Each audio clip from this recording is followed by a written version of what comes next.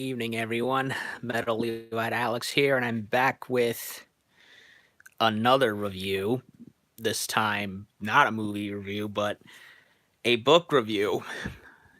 For I just finished a book, this one called Bloodlands Europe Between Hitler and Stalin, which probably is one of the most definitive history books I think I've ever seen written on the atrocities of Adolf Hitler and the Nazis and Joseph Stalin and the Soviet Union, both before and during World War II, and how they both enabled each other's crimes. It's honestly one of the most shocking and yet enlightening books I've ever read. I technically bought this book about 2 years ago, I think. When I saw it in the bookstore and while getting books in UCF, and it was before that. It was through hearing about it while listening to Michael Savage that I wanted to read it, despite its graphic nature. So in a way, you could say that this review is more or less inspired by the one he did. And I had gotten halfway down through it, but then I put it down due to wanting a break from it, also due to other books I and stuff that got in the way, and also because at the time I was swamped with readings that were school required, and I just had no free time to really do the stuff I wanted. But I've and all that. So it took a while, and it's a very well written and researched book. I love reading these kinds of books. I know what it's like reading ones like these from the various dinosaur books I've read since my older years, and most recently other history books like the one that I also recently finished, the Second World Wars, also by uh which was written by Victor Davis Hanson, who, along with Timothy Snyder, are both geniuses as far as I'm concerned. And yeah, I'm a World War fanatic as far as the history is concerned, but also not just for that time, but also how those times haunt us still today. And when you start to read what the Nazis and Soviets did to the Jews and others, it's enough to make your skin crawl. And I mean, I thought I'd heard it all and seen it all, read it all. I didn't. There's revelations in here about things that I didn't think were possible that could be done from one human being to another. And the reasons why I wanted to review and analyze this book now, and must bring up now, what it reveals now, is because nowadays when we start talking about race, privilege, social and economic disproportions, historic tragedies, and perpetual victimhood and right to certain lands and stereotypes, there are many simpletons these days in the world that will happily blame whites and Jews, as if only whites are racist and privileged, and that Jews are manipulators, and that communism and socialism are the better systems over the tried and true free market capitalism. And this is a most dangerous situation for the world again. And you need to understand that the Holocaust and communist revolutions did not happen overnight, that they both started based on lies and propaganda campaigns. It all eventually led, of course, to the Nazis shaving off the hair of naked Jewish women who were gassed to death along with their children, and Ukrainians who resorted to cannibalism after communists stole their farms from them, and others that the Soviets sent to the gulags for wrongthink. So you need to be careful where you go when it comes to allegations against people of certain races and classes. And I admit I don't know if it's worth analyzing over due to how graphic it is, especially if any of you watching may have friends or relatives that survived any of this, or God forbid, maybe a survival yourself maybe a survivor yourself, and also not helped by how overly sensitive social justice warriors are these days. But I feel I have to, since much has happened over the last few years that I see mirrored in these pages. And the thing that modern millennials, and especially those SJW Antifa, quote, resistance morons need to understand is that although Hitler was the monster he was rightly put up to be, Stalin and the Marxists that came both before, during, and after him were equally as bad as Hitler. And that's something many of you ignorant communists don't want to accept. And you should understand that America and Britain's World War II ally, Joseph Stalin, had already shot, starved, and imprisoned millions of his own citizens throughout the Soviet Union before the war began, and that Stalin, the good communist, continued to do so well to the day he died long after the war ended. And while American and other Western troops did liberate several concentration camps in Germany in places like the Hurtgen Forest, they never reached the death factories, killing fields such as Baba Yar, Kelmno, Treblinka, Sobibor, and Majdanek, and the starvation sites where Hitler and Stalin imprisoned and murdered each other's own people on a colossal scale. We all know the Nazis killed people, but did you know together the Nazi and Soviet regimes slaughtered 14 million people in a zone of death stretching across the Molotov-Ribbentrop line between Berlin and Moscow? Can you imagine such a high number? I live in Winter Park, a small town in the Orlando metropolitan area. 30,000 people. That is an insignificant speck compared to the amount of people taken by these devils. Can you imagine the scale of such an act? Do you know what killing even means by this point? And whether or not it's even worth it for a radical ideologue, or who you want in an office? I know a lot of us are justifiably shocked whenever we hear about shootings and other murders or beatings, or whenever a person we don't like is voted into office. But can you imagine killing people in the millions over such trivial things? Can you imagine entire societies and cultures being given over to robbing, raping, and killing millions of an entire race and class? Well, it happened. And it happened not just because of Hitler, but also because of Stalin, too. Equally evil men representing equally evil ideologies. And I think now is a good time to start going over where I thought were the most provocative parts of this, not just as a review, but as a reflection on current events going on now that I think can get you all something to think about and hopefully help you realize how good you have it in the U.S. and how even our worst scoundrels in this country, even ones who you may think are such, are angels compared to what can happen and is happening on this earth.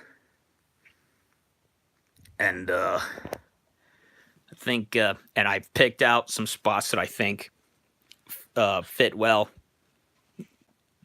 A pretty lengthy book. Freaking mosquito won't go away. But pretty in depth, but also not the most overly worded either.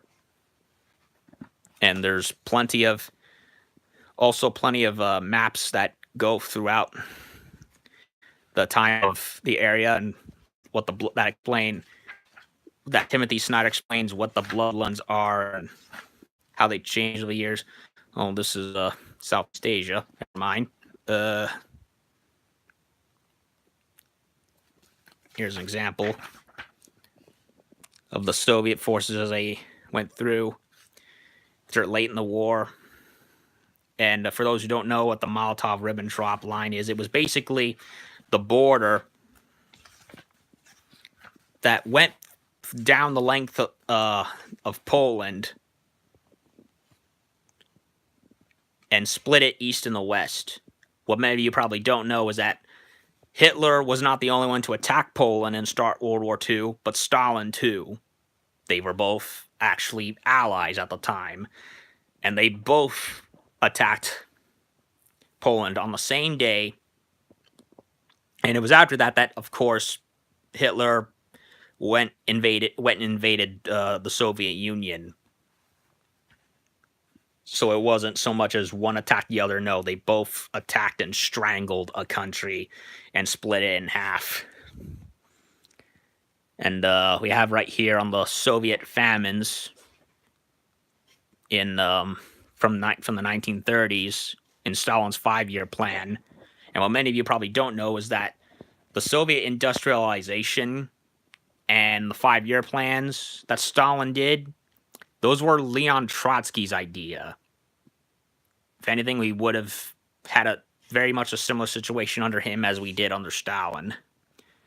And all the tragedies that came from it. Stalin's 5-year plan, completed in 1932, had brought industrial development at the price of popular misery. The deaths of peasants by railways bore a frightful witness to these new contrasts. Throughout Soviet Ukraine, rail passengers became unwitting parties to dreadful accidents. Hungry peasants would make their way to the cities along railway lines, only to faint from weakness at the tracks. At Kartzizg, peasants who had been chased away from the stations hanged themselves on nearby trees. The Soviet writer Vasily Grossman, returning from a family visit to his hometown Berdichev, encountered a woman begging for bread at the window of his train component. The political emigre Arthur Koestler, who had come to the Soviet Union to help build socialism, had a similar experience. As he recalled much later, outside Kharkiv station, peasant women held up to the carriage windows horrible infants with enormous wobbling heads, stick-like limbs, and swollen pointed bellies. He found that the children of Ukraine looked like embryos of alcohol bottles. Quote, "It may be many years before these two men, now regarded as two of the moral witnesses of the 20th century, wrote about what they had seen." So, yeah, there was no food. You pretty much had going on, which is what is going on with Venezuela right now. No food, nothing to feed on. By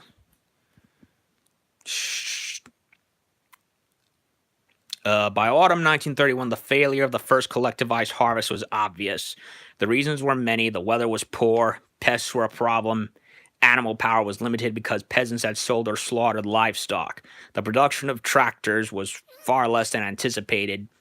The best farmers had been deported. Sowing, reaping were disrupted by collectivization. There it is again. The peasants who had lost their land saw no reason to work very hard. The Ukrainian party leader, Stanislav Kosyor, had reported in August 1931 that requisition plans were unrealistic given low yields. Lazar Kaganovich told him that the real problem was theft and concealment. Kosyor thought he knew better and forced his line on his subordinates. More than half of the non-spoiled harvest was removed from Soviet Ukraine in 1931. Many collective farms met their requisition targets only by handling over their grain seed. Stalin ordered on 5th December that collective farms that had not yet fulfilled their annual requirements must surrender their seed grain. Stalin perhaps believed that peasants were hiding food and thought that the threat of taking the seed grain would motivate them to hand over what they had. But by the time many of them truly had nothing, by the end of 1931, many peasants were already going hungry. With no land of their own and with little ability to resist requisitions, they simply had no way to ensure that a sufficient choice of calories met their households. Then in early 1932, they had no seed grain, which to plant the full crop. The Ukrainian party leadership asked for seed grain in March 1932, but by that time the planting was already delayed, meaning that the harvest that fall would be poor. And you see the result of what all that did. And of course it led to corpses of people having starved to death, but also people even resorting to cannibalism. It's pretty haunting what people will do to live, especially in such a situation. And you see what's happening in Venezuela now with people going so much as to try and eat farm zoo animals. The national terrors.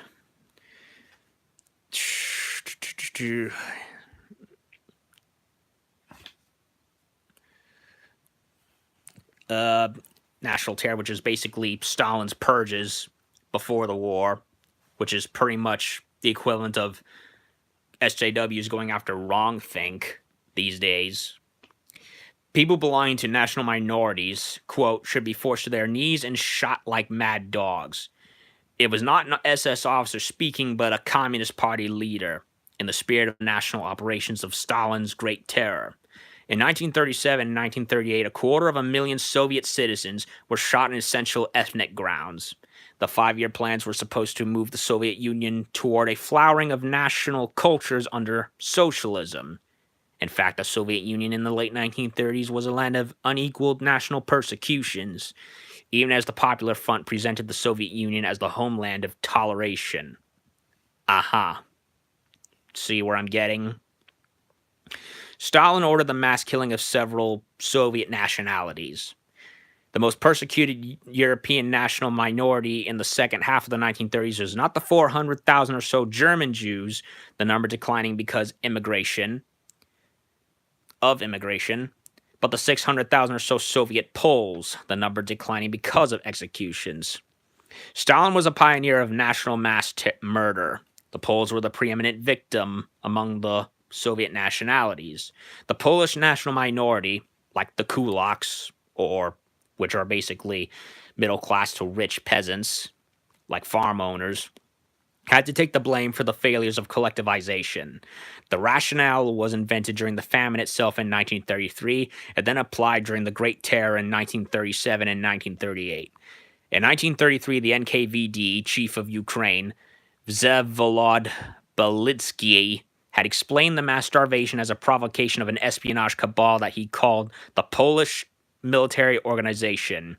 According to Belitsky, the, quote, Polish military organization had infiltrated the Ukrainian branch of the Communist Party and backed Ukrainian and Polish nationalists who sabotaged the harvest and then used the starving bodies of Ukrainian peasants as anti-Soviet propaganda. It had supposedly inspired a nationalist, quote, Ukrainian military organization, a doppelganger performing the same fell work and sharing responsibilities for the famine. In other words, they didn't want to take the blame, so they went and invented another group to take the blame, and of course, kill and murder, as you do. And of course, there's other Soviet anti-humanity detailed against the Jews, detailed against other people of the Soviets. And yes, even Stalin went after Jews after World War II as a problem. And of course, we have the Hitler side of things. Let's see.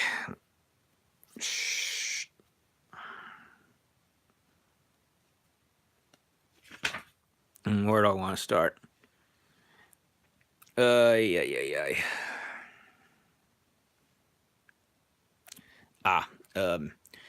Jews were now blamed for the looming disaster that could not be named.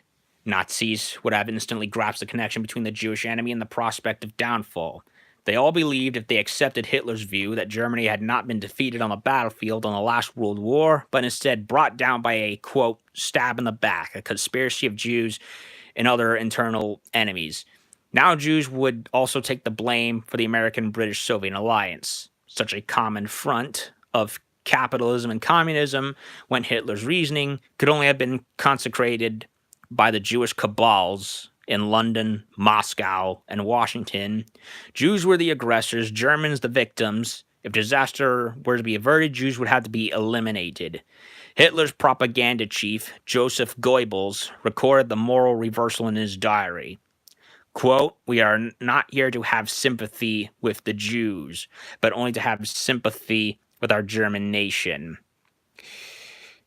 As the war turned Stalin's way, Hitler recast its purpose. The plan had to destroy the to destroy the Soviet Union and then eliminate the Jews. Now, as the destruction of the Soviet Union was indefinitely delayed, the utter extermination of the Jews became a wartime policy. The menace henceforth was less the Slavic masses and their supposed Jewish overlords, and more the Jews as such. In 1942, propaganda against Slavs would ease as more of them came to work in the Reich. Hitler's decision to kill Jews rather than exploit their labor was presumably facilitated by his simultaneous decision to exploit the labor of Slavs rather than kill them. These moves signified an abandonment of most of the initial assumptions after the course of the war. Of course, Hitler would never have admitted that, but the mass killing of the Jews at least looked consistent with the initial version of a frontier empire in the East. I won't read any more of that. And now we come to the Nazi death factories.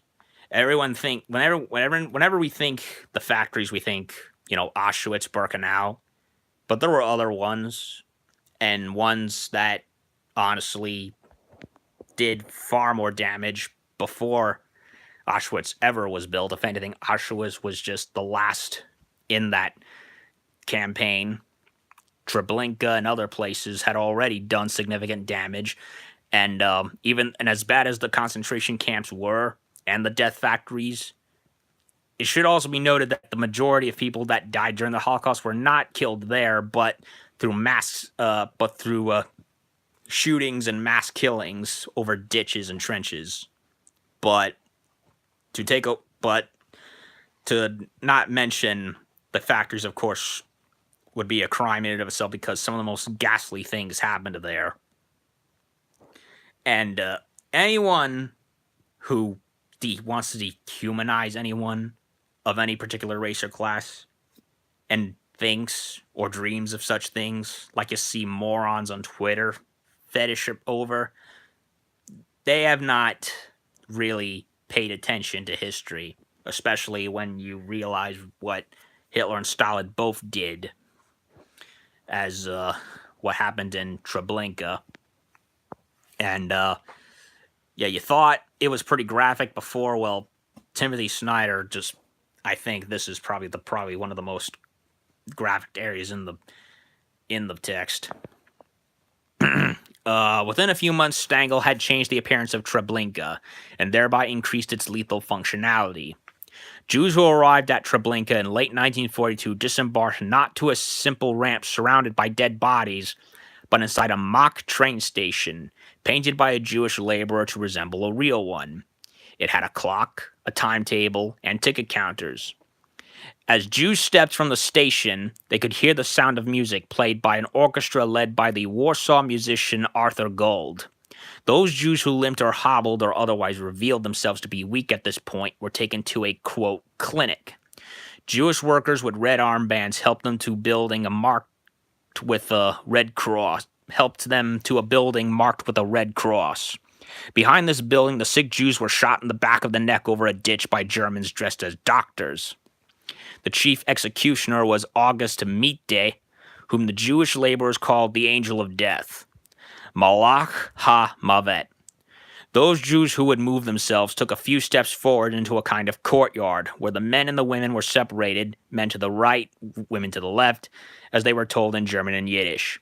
In the courtyard, the Jews were forced to strip naked on the pretense that they were to be disinfected before further transport to the east. Jews had to bundle their clothes neatly and tie their shoes together by the laces. They had to surrender any valuables. Women were subject to cavity searches.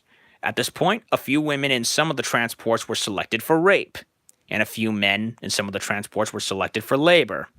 The women then shared the fate of the rest, whereas men would live for a few more days, weeks, or even months as slave laborers. All the women went to the gas chambers without their clothes and without their hair. Each woman had to sit before a Jewish barber. Religiously observant women who wore wigs had to surrender them. Even at this very last moment before death, people reacted differently, individually. For some women, the hair cutting was confirmation of the disinfection story.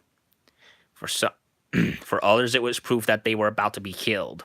The women's hair was used to make stockings for German railway workers and to line the slippers worn by German submarine crews.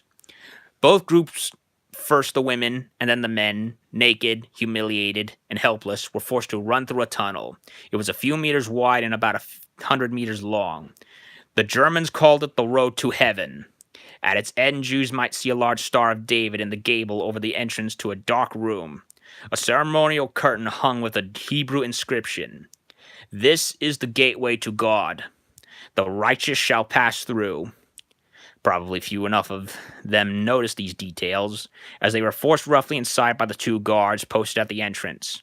Both of them Troninki men, who were basically like captured Soviets and other troops that were forced to work for the Nazis, lest they be killed. One of the Troninki men held a piece of pipe, the other a sword, and both yelled and beat the Jews. Then one of them closed and locked the door and called for water. The very last element of the deception, no longer necessary for this doomed group, now sealed in a gas chamber, but for whoever else might be waiting. A third Troninki man threw a lever and a tank engine pumped carbon monoxide into the chamber. After 20 minutes or so, the Troninki men opened the rear door of the gas chamber and Jewish laborers removed the bodies. As a result of feverish struggles and death agonies, the bodies were twisted together, limb through limb, and sometimes very fragile. As the Treblinka laborer Chil Rajgman recalled, they underwent an atrocious metamorphosis. The corpses were covered, as was the chamber itself, with blood, feces, and urine. The Jewish laborers had to clean the chamber so that the group would not disbelieve the disinfection lie and panic upon entering. They had to separate the bodies and lay them face up on the earth so that the crew of Jewish dentists could do their work, removing gold teeth. Sometimes the faces were entirely black, as if burned and the jaws clenched so tightly that the dentist could barely open them.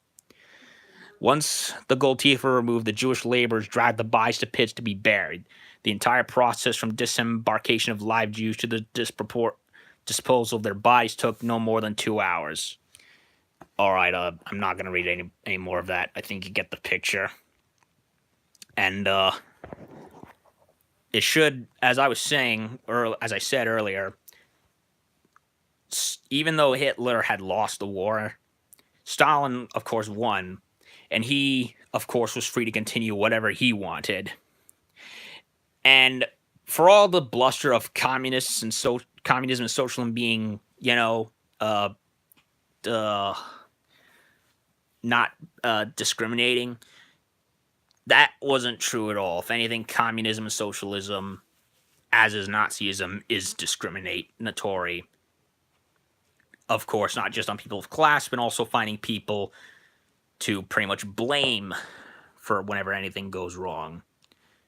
And even Stalin himself did the same things Hitler did with deporting and killing other people of certain ethnicities from the new Soviet territories after the war ended. In all likelihood, these Polish efforts of summer 1945 made no difference in the final outcome. Although the British and Americans had agreed between themselves that they should resist Stalin's plans for Polish western frontier, they conceded the point at Potsdam in late July 1945. They accepted Stalin's proposed border for Poland, the Oder-Neisse line, the only condition, which Stalin probably understood as a window dressing for Polish-American voters, was that the next Polish government would be chosen in free elections. The three powers agreed the population that transfers from Poland, Czechoslovakia, and Hungary should be continued, but only after a pause necessary to ensure more humane conditions for the people resettled. German lands were under joint occupation, the Soviets in the northeast, the British in the west, and the Americans in the south. The Americans and the British were concerned that further chaotic population movements would bring chaos to their population zones in Germany. After Potsdam, the Polish government sought precisely to create inhumane conditions for Germans in Poland, so that Germans would decide to leave.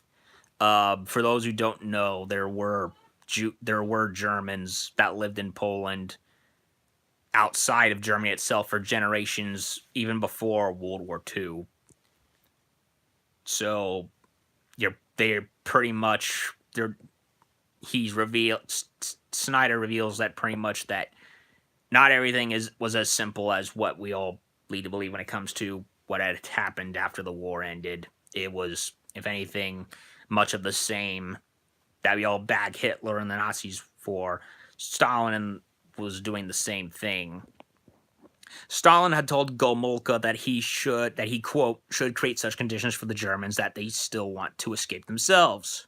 From July 1945, Polish authorities did just this, under the euphemistic guise of voluntary repatriations. The policy of indirect expulsion was perhaps most flagrant in Silesia, where the regional government forbade the use of German in public places, banned German schools, seized German property, and ordered German men to work in the mines. The approach was perhaps most guileless or cynical in the city of Olsztyn, formerly in East Prussia, where Germans were summoned, quote, voluntarily to go to Germany by the end of October 1945, and at the same time informed that those who resist shall be directed to the camps. Polish prisons and temporary penal and labor camps were at this time full of Germans who, along with all other prisoners, were treated very badly. The prisons and camps were placed under the jurisdictions of the communist-led Ministry of Public Security rather than under the Ministry of Justice or Internal Affairs. At this time, the Polish government was still a coalition, but it was dominated by the communists, who always made sure to control such offices as public security.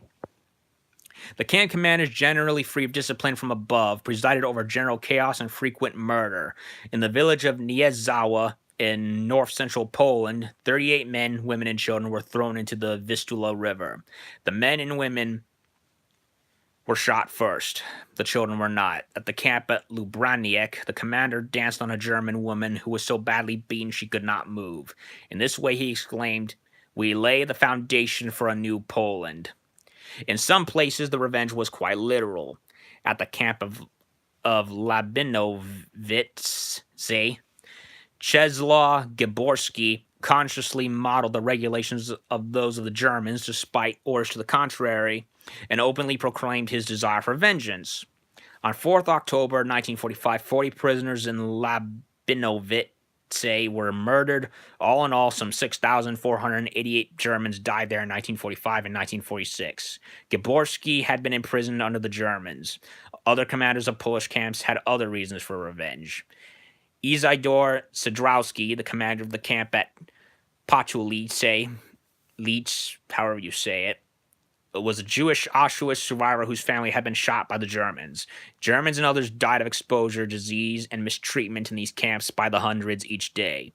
All in all, some 200,000 Germans labored in Polish camps, of whom a very high number, perhaps 30,000, died in 1945 or 1946. I'll pause right there for now, since I think you all get the gist. And that last bit, I find reminiscent of the whole, what do you call them? The reparations, how minorities in America think white people owe them at pretty much everything for nothing, when many of the people today, if not all of them, of course, were not alive, nor are they responsible for the tragedies of what happened to people long ago. Hell, being Jewish myself, the Nazis oppressed my people, the Soviets oppressed my people, the Babylonians and Assyrians oppressed my people, the Romans oppressed my people. Guess what? They're all dead. I wasn't around then. And all those people involved, whether victims or oppressors, they're all dead, of course. So what does it matter? And those that do live in those places today, they don't owe me anything. Same as how no living white person in America and Europe owes anyone who's black, brown, or what have you anything from them. And it really ties into the whole, oh, you're of this race or that or class, therefore you owe me everything, when really they don't. and it's really something that gets on my on on my grill. Ugh. And and that's something that I think is very much highlighted in Bloodlands. How you have back then, under Hitler and Stalin's leadership, communism and National Socialism, you had two different groups blaming certain races and people of different classes for their problems when they themselves were the problem. And that I think you, and of course there's more equally chilling details and anti-humanity throughout. So I think you all get the picture at this point. Now, what both intrigues and also disturbs me about this chapter in human history is not only how it could happen, but if it could happen again.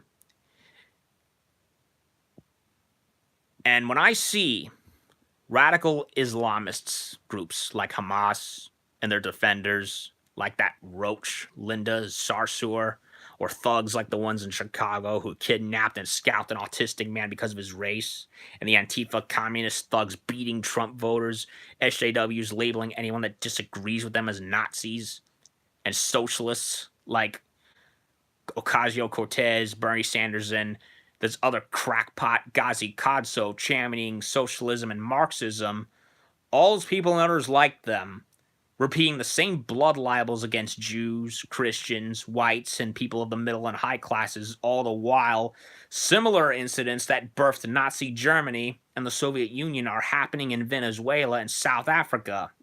And I see stunned denials by the most powerful people in the Western world.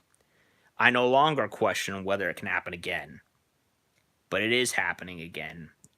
And again, the reason it is all happening again is because, as I said, the Holocaust did not happen outright.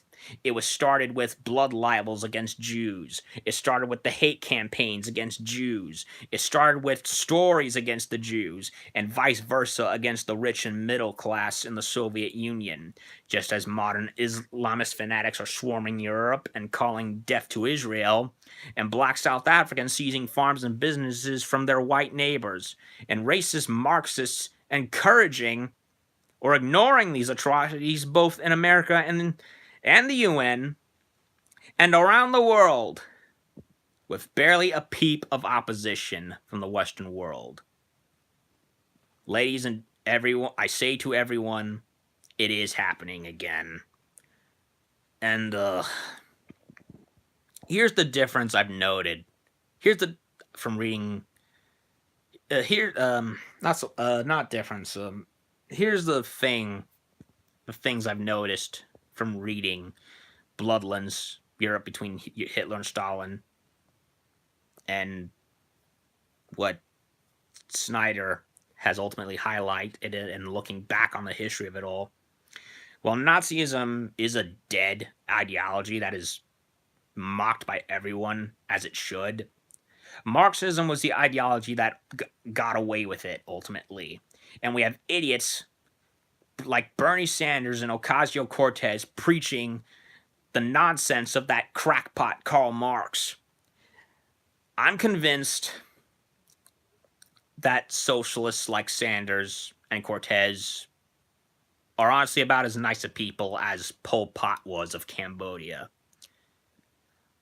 Like Vladimir Lenin and Mao Zedong, Pol Pot was a professor who got indoctrinated with Marxism. I think it should also be noticed that pretty much almost 90% of the Marxists we see today are, strangely enough, professors and journalists. That should, and when you see all the fake news and shit that's happening now, that should come as pretty much a warning to you how high up their own butts they are. And Pol Pot, as I said, he got indoctrinated with Marxism, and he came back and he introduced transformational policies that resulted, of course, in the deaths of I think 3 million plus fellow Cambodians. Correct me if I'm wrong.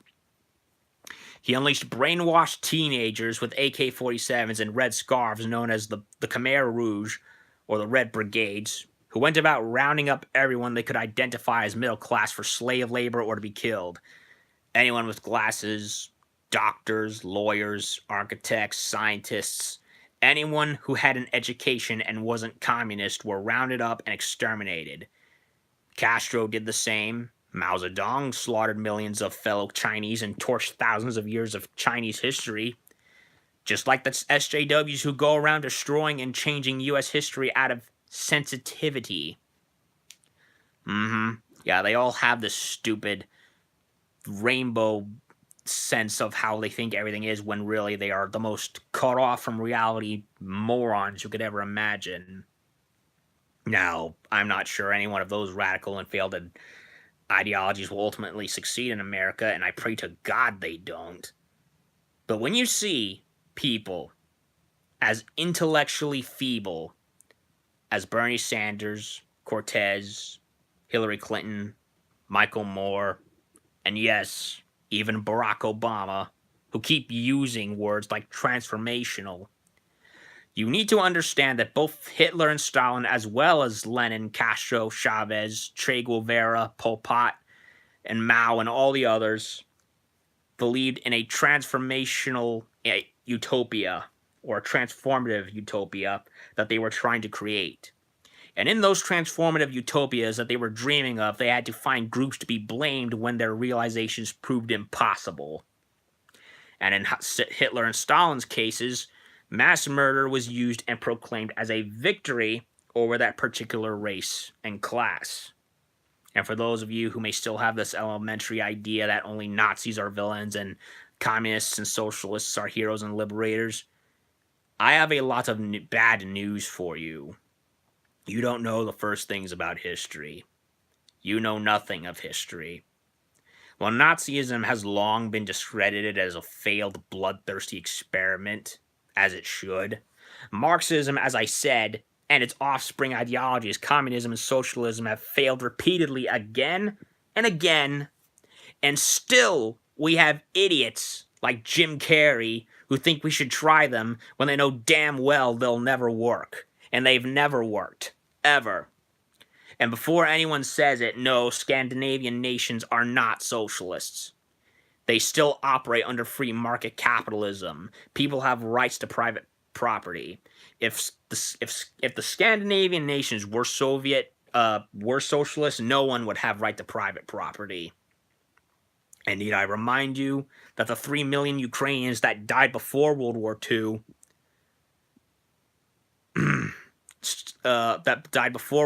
started were killed not by Hitler but by Stalin, and they died as a result of Stalin's collectivization of the farms. Just as Zimbabwe's people starved after they seized farms from white farmers based on, of course, their race and petulant victimhood, and of course the quote-unquote fair share, which South Africa has, of course, not learned that lesson from, as they're doing the exact same thing right now. They are no different from Stalin and the rest. Not just him, but also Hitler on their obsession with race. In a sense, you could say that we have a mixture of Nazism and communism, Stalinism, Trotskyism, what have you, being repeated by Antifa and the other elements of the far left. And it's disturbing, honestly. South Africa to change the constitution to legalize taking away white farmers' lands. And in regards to even Mexico, the next Mexican president, candidate Andres Manuel Lopez Obrador, said that the U.S. invading the United States is a human right, and that we will defend all the migrants in the American continent and the migrants in the world. And migrating up there is a human right. even though Mexico is a hypocritical nation in and of itself, and yet they say we should have our borders open, yet they block their own. So, yeah, for all who say that we have to let them in, tell that to freaking Mexico. And, really, when the next Mexican president is the one saying make Lebensraum out of United States soil, that should give you a big red flag. It really should. And no, calling it a human right does not make it true or even right.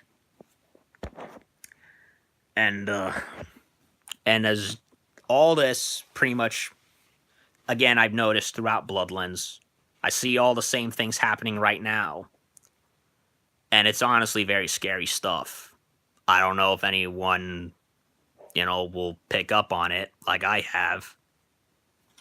And at the end of the day, it's something that I think everyone should know. Because for those who don't learn their history, let alone the actual history, are doomed to repeat themselves. And I'm pretty astounded by people who say, the same, kumbaya, equality and tolerance for all. They do not live in the real world. And when they go on dehumanizing sprees of who's racist, who's privileged, even though you live in probably the most prosperous free country in the modern world, America, where you don't have slavery anymore.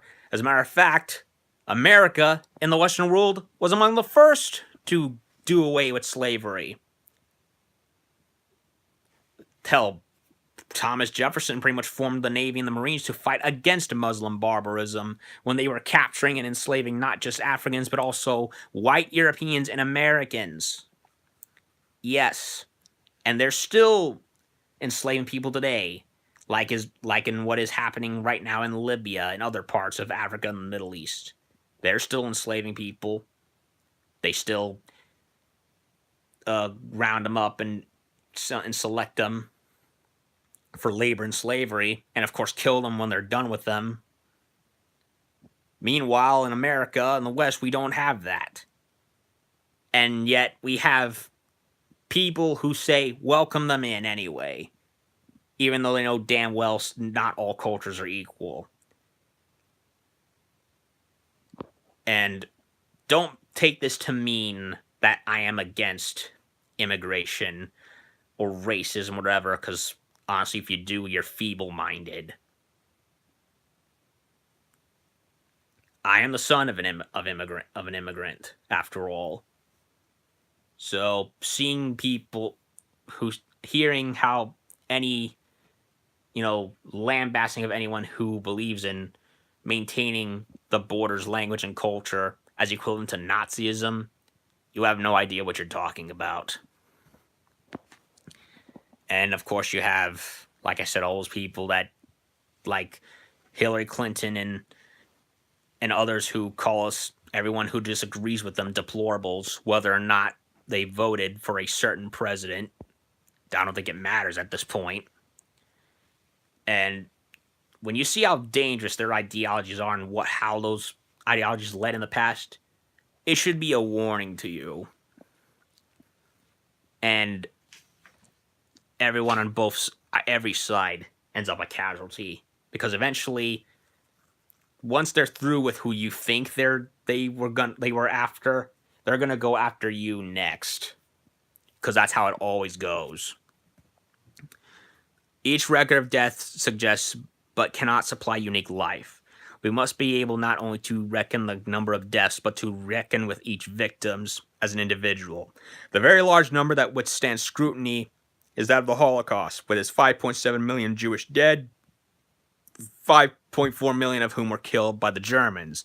But this number, like all the others, must be seen not as 5.7 million, which is an abstraction few of us can grasp, but as 5.7 million times 1.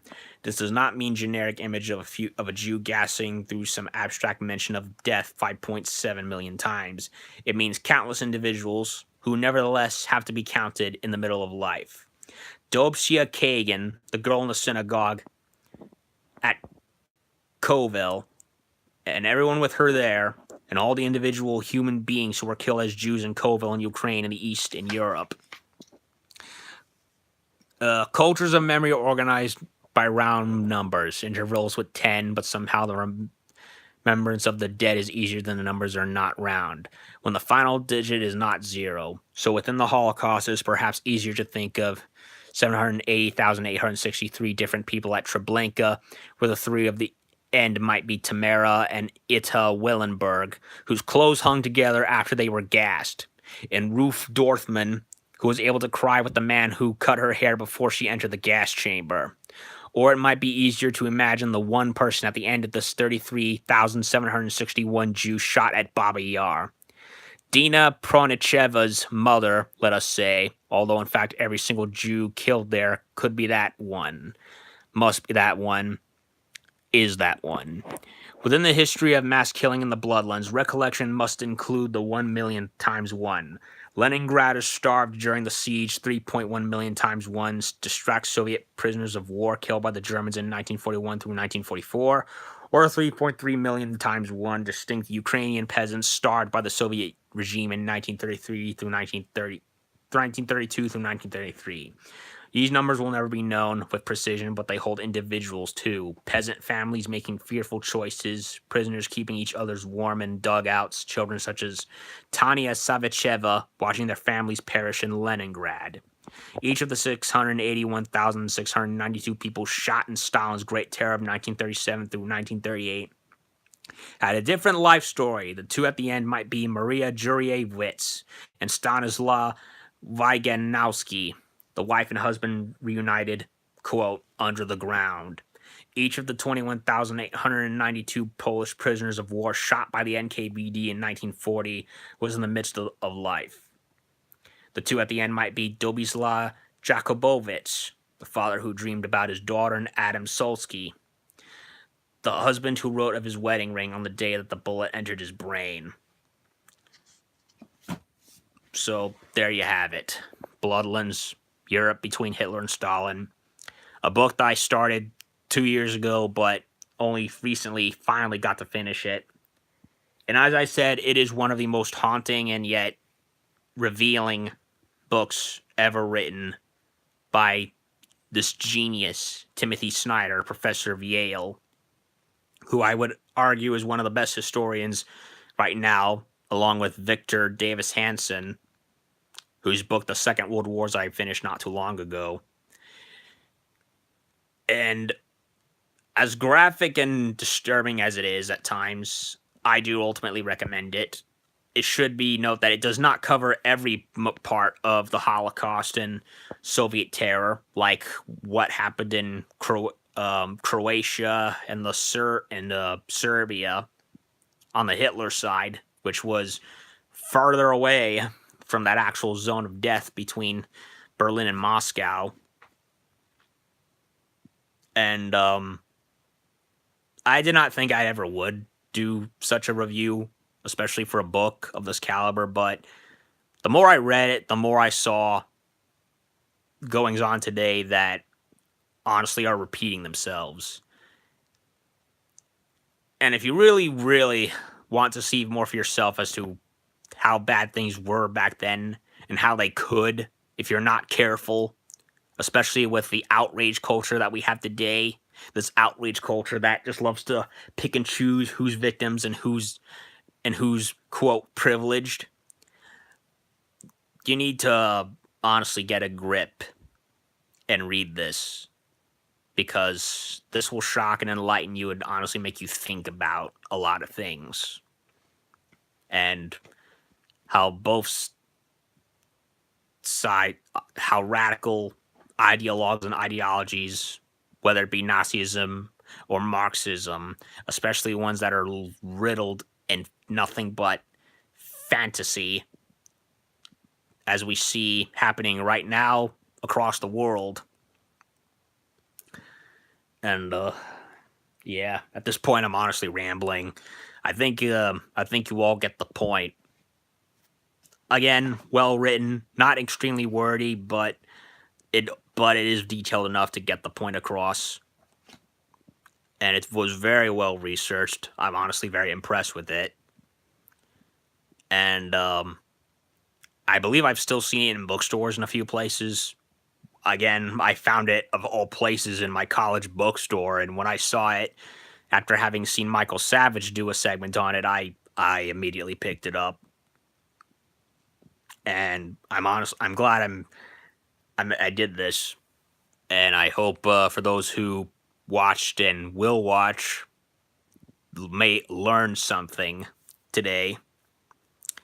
And I'm gonna go back to finishing one of my Gundam models, and later hopefully start another playthrough for the channel, and maybe eventually do a review for another book, depending on what I read next. So hope y'all enjoyed, and learned something. And I'll see y'all next time. Be safe, everyone, and also Happy Yom Kippur, Day of Atonement.